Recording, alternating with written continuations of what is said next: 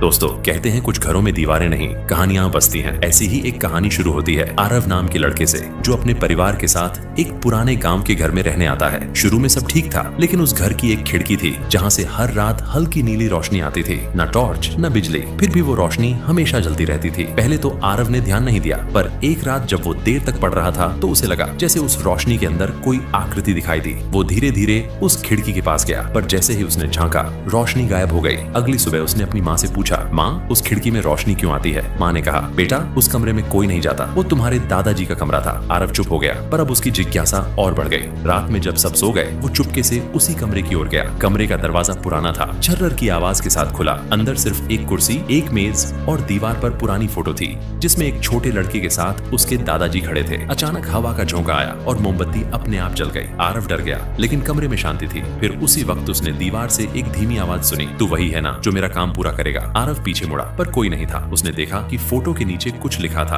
अधूरी इच्छा अपने पौते से मिलना। उसके बाद खिड़की की रोशनी और तेज होने लगी और आरव को लगा जैसे कोई उसके कंधे पर हाथ रखकर मुस्कुरा रहा है। डर नहीं, बस एक अपनापन महसूस हुआ। सुबह जब उसकी माँ आई तो उसने देखा कि कमरे की खिड़की खुली है और वहाँ रखी दादाजी की पुरानी डायरी अब मेज पर थी, जिस पर लिखा था, धन्यवाद, अब मैं चैन से हूँ। दोस्तों कुछ रिश्ते जिंदगी के बाद भी टूटते नहीं, बस पूरा होने का इंतजार करते हैं। अगर कहानी पसंद आई तो उस दादाजी के लिए एक जरूर दो, और हाँ, ऐसी और कहानियां सुनने के लिए चैनल को सब्सक्राइब करना मत भूलना।